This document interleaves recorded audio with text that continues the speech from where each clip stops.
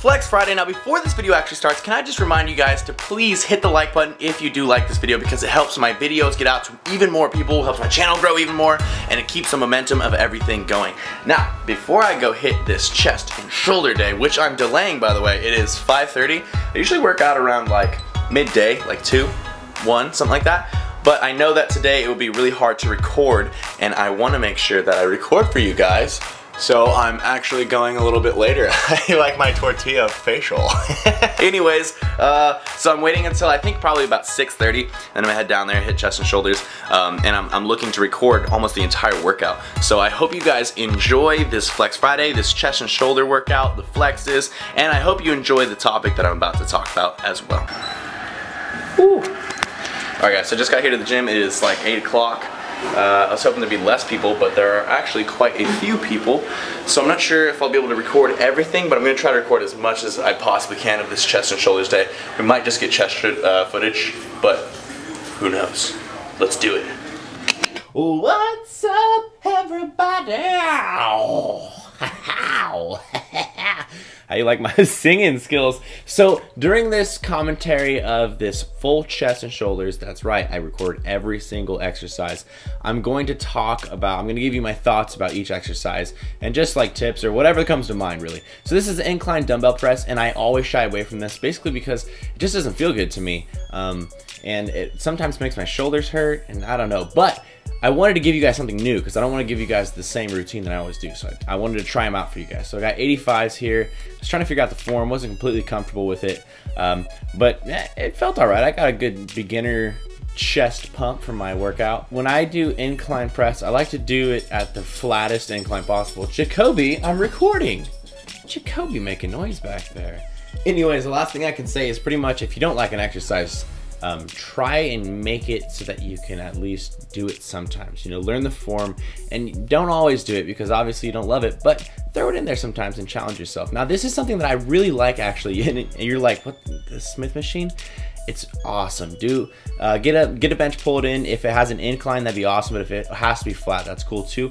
And basically the assisted rack is just going to take all the balance out, so you can just focus on squeezing those muscles. Basically, it turns the barbell bench sort of into like a fly, because you can really concentrate on pulling your elbows in together. You can think about like contracting the whole time, and as you're letting it down as slow as you can feel your pecs contracting.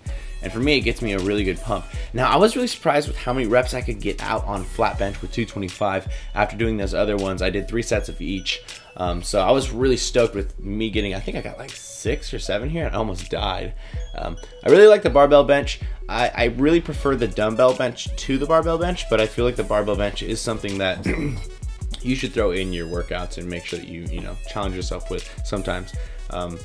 I definitely should make a full barbell bench tips video because I can't cover any of that in just this little clip. I finished out my chest day with dumbbell flies. I really like to do some sort of flying movement, whether it's cable or dumbbells. And when I do these, I do believe I made a video. Yes, I did. So if you want to watch the full detailed video of how to do these, just punch in Humorous Fitness dumbbell flies. Also, you saw me look back. There was these sketchy guys like hanging around my camera and like looking at my camera weird and looking at me weird, and I was like, huh, because I can't see the camera right now. I was like, are they gonna jack my camera? So I kept looking back, and it kept screwing me up. So I was losing my mind-muscle connection right here. It was not juicy. Now, believe it or not, with all these short angles that I got, it was actually pretty hard to record today. I was gonna record me stretching, but I think you should always stretch whatever muscle group you're hitting right after you finish hitting it. So I stretched for about 20 seconds on each side twice for my pecs. Now we're onto the dumbbell lateral raise. As you guys know, I love this. It's a staple of all my middle delt work. I pretty much do it every time actually, because I get the best activation. I can really target and feel it better than any other exercise. So I like to do this one. Now this exercise I don't often do, but I really do like it. I don't like to do single arm exercises that often because I feel like they take a long time, but this one is pretty juicy. Basically, you just don't use a handle on a pulley cable thingy bobber, and you just grab the rubber ball behind the actual hook. And I like to stand a little bit behind where the pulley is. That way when I come to the top of this movement, I'm still holding a contraction. And I always like to keep my pinkies really high when I do this. That's something I would definitely say is important. Try not to use too much momentum, but sometimes you have to cheat it up and then really try to control the negative. That's important if you're gonna try to cheat. Now this next exercise I did for you guys because I really don't favor it that much. It's the rear delt dumbbell reverse fly. And for me, it's just really hard to get a good contraction because I have to concentrate on so much, you know, so many different things. You have to keep your back straight, but you also have to keep your chest all the way to your knees.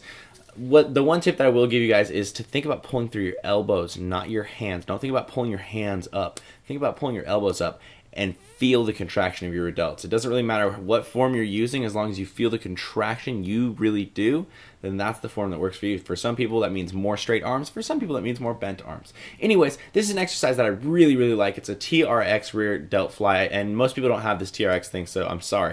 I'm just gonna have to kind of boss on you right now, but it's awesome because, you know, anybody's wingspan is going to work on this because it's you know, customized to your body right there. You know, it's working off of how big your body is.